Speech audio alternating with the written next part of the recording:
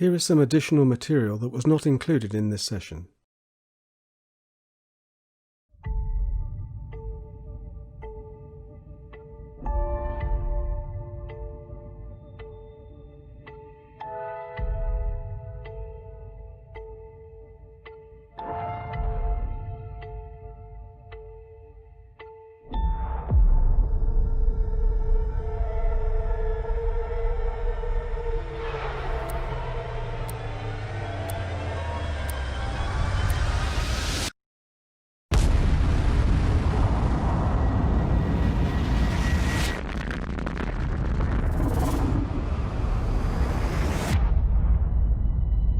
From the primordial cloud of gas and cosmic dust, gravity forged the stars.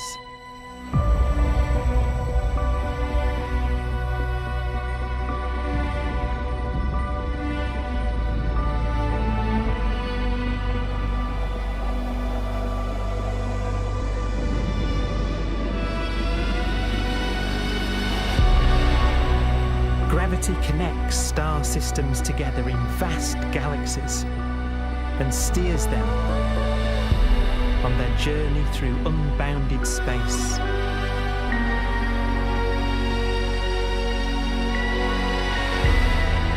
The relentless flow of time has driven the evolution of the universe and created extraordinary wonders.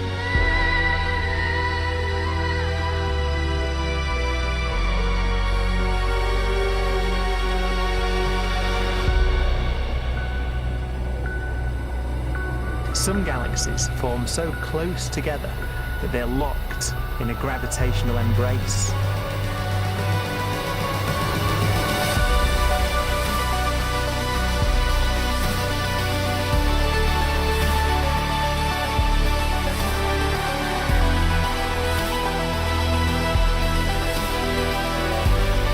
What a magnificent sight it would be.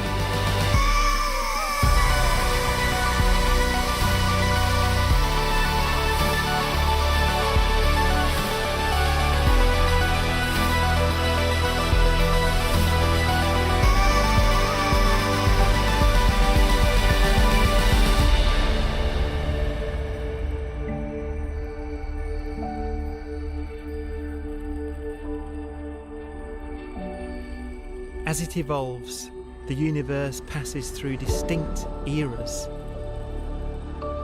Vast ages whose beginnings and endings are marked by unique milestones.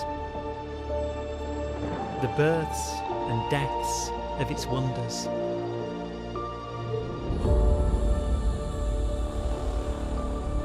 We are the product of a grand evolutionary sequence, cosmic evolution, about which we are only occasionally aware.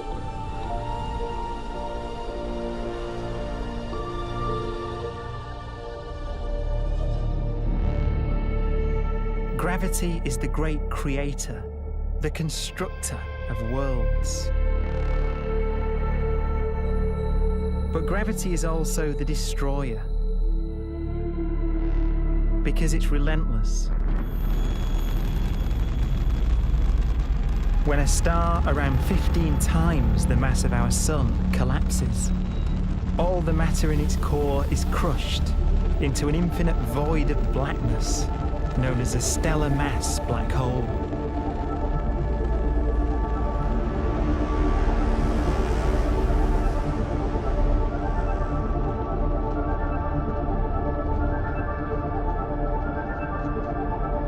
The immense gravitational pull of these monsters can rip a star apart. They tear matter from its surface and drag it into orbit.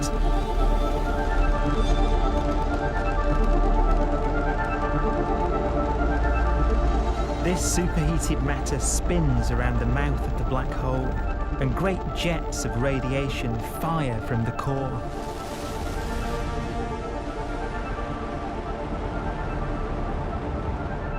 Although these jets can be seen across the cosmos, the core itself remains a mystery. Not even light can escape. so their interior is forever hidden from us.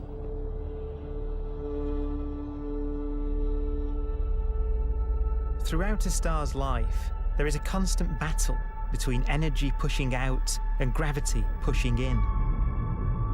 When it runs out of fuel, the star collapses and then explodes with the brightness of 1 billion suns.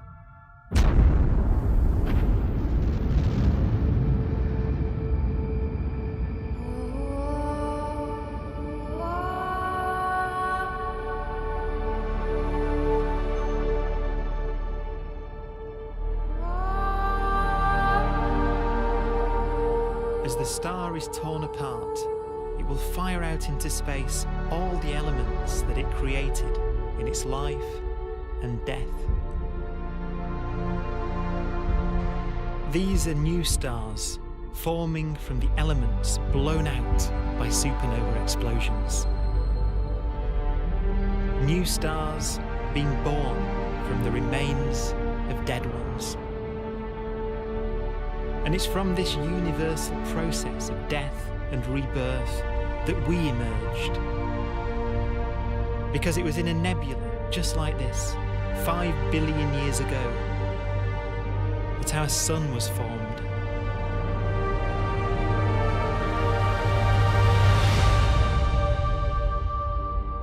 Clouds of hydrogen collapse further and further under the force of gravity, and the life cycle of a new star has begun. A star was born that would come to be known as the Sun.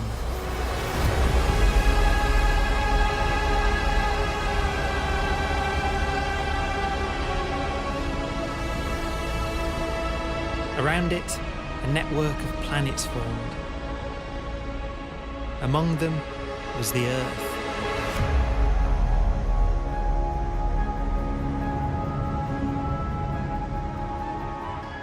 Debris left over from the formation of the solar system collides with the Earth.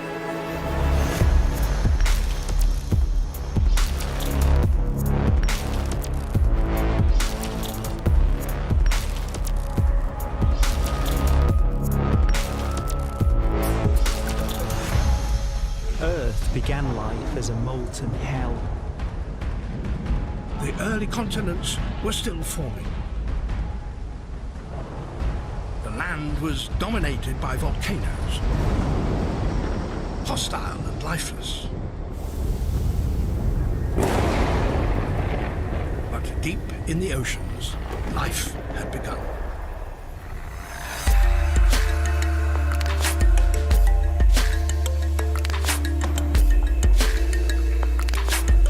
The latest theory is that chemicals spewing from underwater volcanic vents solidified and created the conditions needed for the first cells to form.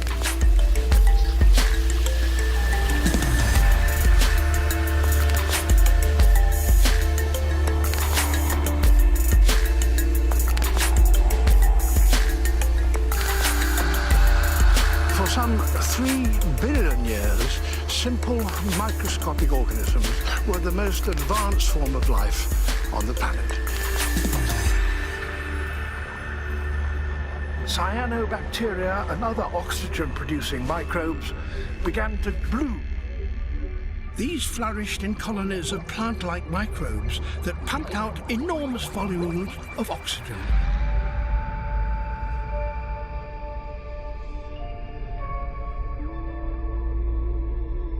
And it was this increase in oxygen that was the key to the rise of the animal kingdom.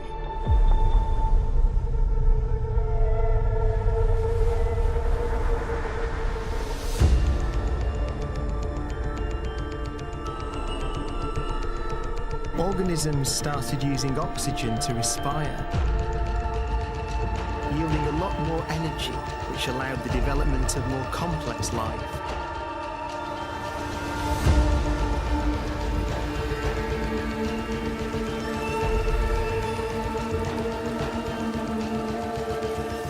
Just before complex life appeared, the world was in the grip of the biggest ice age in its entire history.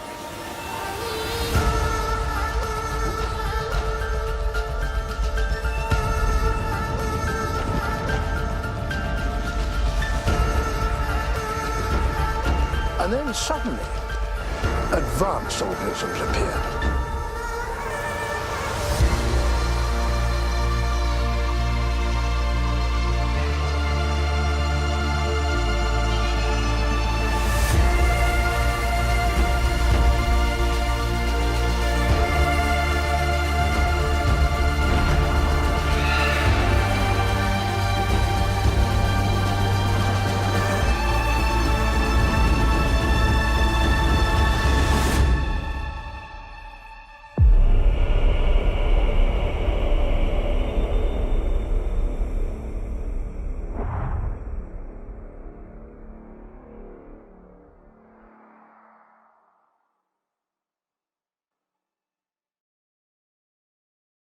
In 400 BCE, Democritus suggested that all matter was made up of atoms. In 1869, Mendeleev published his periodic table of the elements, or atoms, predicting the discovery of missing elements. In 1911, Ernest Rutherford proposed that atoms comprise a positive charge surrounded by negatively charged electrons. A couple of years later, Niels Bohr proposed his orbital model of an atom.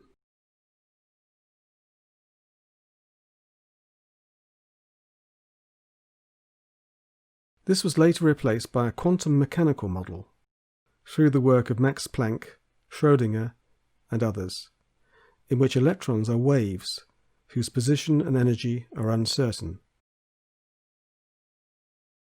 Einstein's theory of general relativity assumes that space is smooth and continuous like a sheet, whereas quantum theory insists that the world and everything in it is grainy at the smallest scales, parcelled into discrete lumps.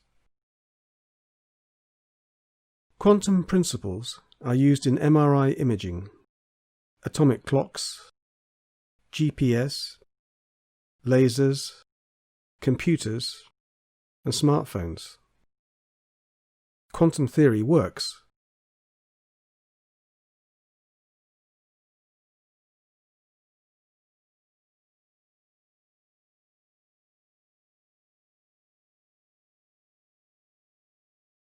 Using a scanning tunneling microscope, invented by Binnig and Rohrer in 1981, we can now see individual atoms: gold, silicon,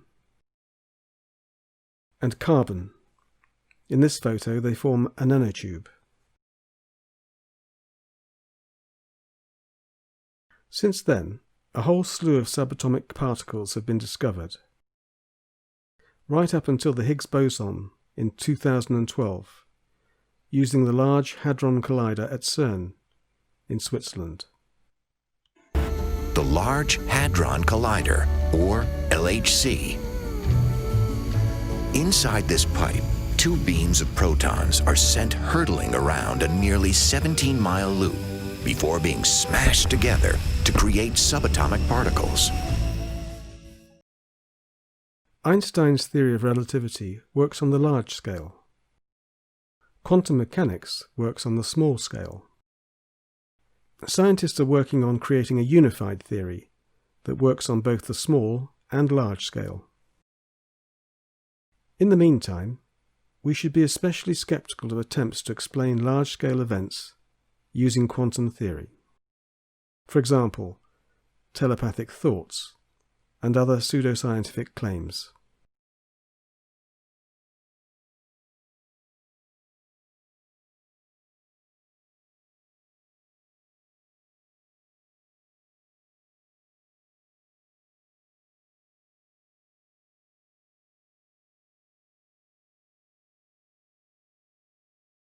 Many scientific discoveries involve light. A rainbow shows that sunlight contains different colours. In 1845, Faraday showed that magnetism affects light. Here he is, holding a piece of glass used in his experiment. In 1860, Maxwell inferred that light is an electromagnetic wave, and a small part of a much wider electromagnetic spectrum.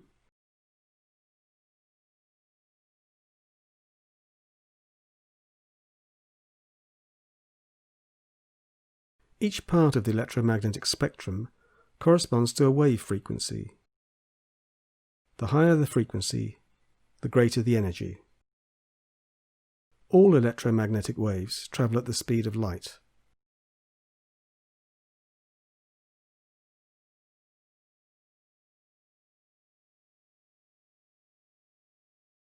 We now heavily rely on devices that use electromagnetic waves, from health to communication. They have also enabled scientists to make further discoveries.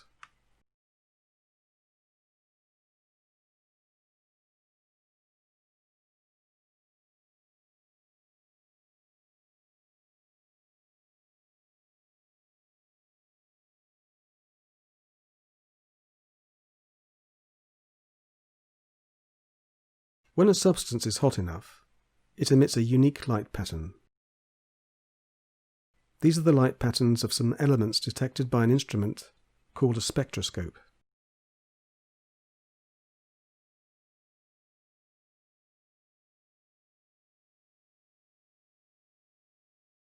Astronomical spectroscopes are used to identify the composition of stars. They can also detect how fast space objects are moving.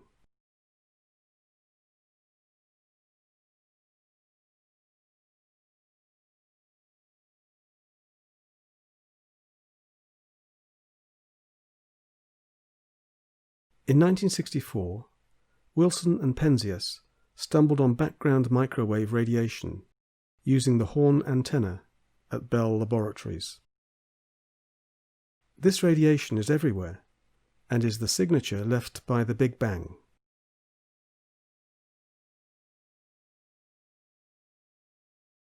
In 1970, Vera Rubin used spiral galaxies to show that space contains invisible dark matter. The universe is full of invisible dark matter and dark energy. In fact, all of the stars and galaxies comprise only 0.7% of the total energy and matter in the universe.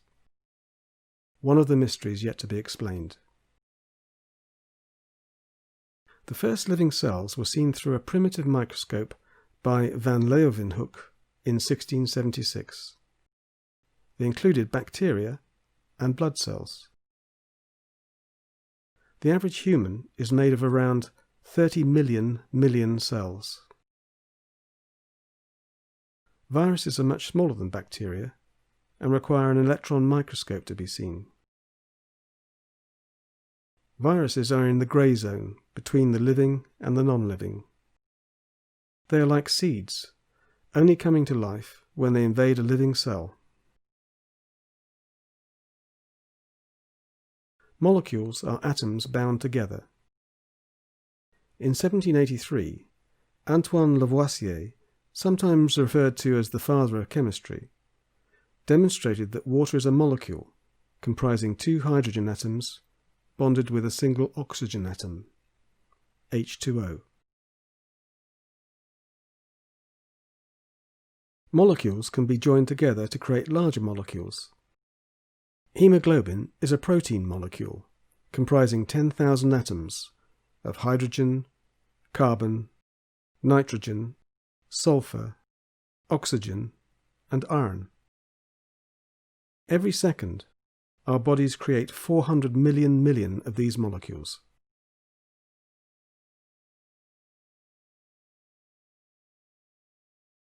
Here is a video showing how DNA controls our bodies.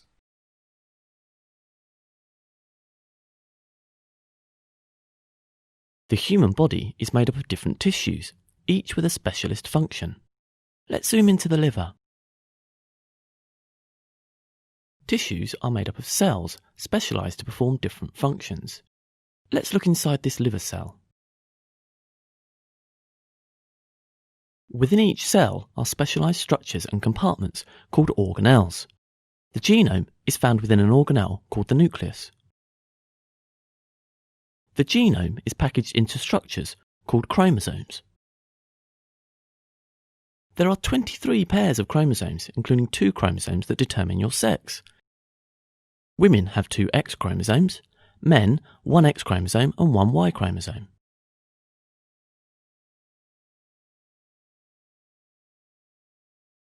Each chromosome is a length of DNA cored up tightly to create structures called chromatin loops. When we look closer at these loops, we can see the DNA is wrapped around proteins known as histones to form structures called nucleosomes. DNA itself is a double helix, like a twisted ladder.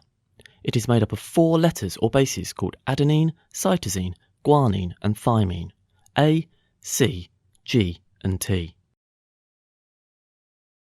A always pairs with T and C always pairs with G.